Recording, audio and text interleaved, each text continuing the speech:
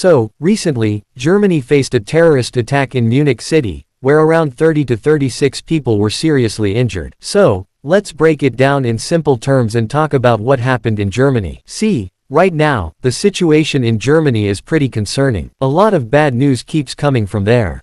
You probably also heard about that terrible incident where a Saudi terrorist doctor drove his car into a crowd during Christmas time, killing several people in Germany. Even though the Saudi government requested Germany several times to deport that terrorist back to Saudi Arabia, the German government didn't listen. So, that's clearly a mistake on their part.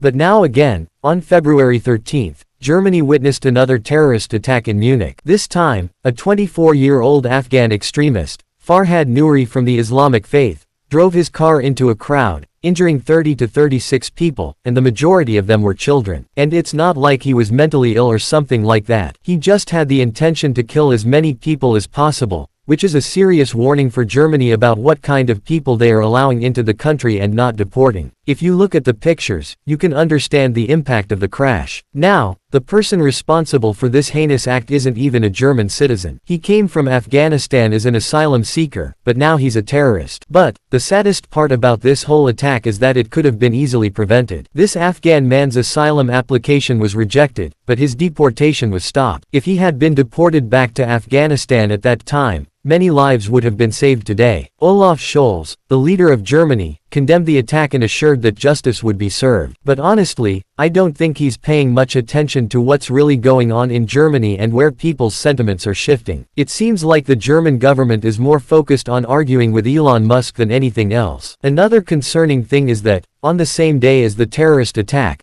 a high-level, Munich Security Conference meeting was scheduled to happen in Munich. Many diplomats were in town, and even the U.S. Vice President, Vance, was there. So, having a terrorist attack like this before such a high-profile meeting is definitely bad for Germany. Later, surprisingly, the U.S. Vice President, Vance even raised the issue of immigration in his speech. Here's a clip from that. I believe there is nothing more urgent than mass migration. Today, almost 1 in 5 people living in this country moved here from abroad. That is, of course, an all-time high. It's a similar number, by the way, in the United States, also an all-time high.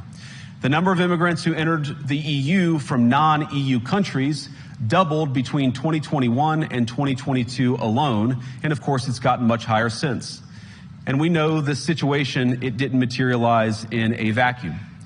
It's the result of a series of conscious decisions made by politicians all over the continent and others across the world over the span of a decade. We saw the horrors wrought by these decisions yesterday in this very city. And of course, I can't bring it up again without thinking about the terrible victims who had a beautiful winter day in Munich ruined. Our thoughts and prayers are with them and will remain with them. But why did this happen in the first place? It's a terrible story, but it's one we've heard way too many times in Europe and unfortunately too many times in the United States as well. An asylum seeker, often a young man in his mid-20s, already known to police, rams a car into a crowd and shatters a community. How many times must we suffer these appalling setbacks before we change course and take our shared civilization in a new direction? No voter on this continent went to the ballot box to open the floodgates to millions of unvetted immigrants.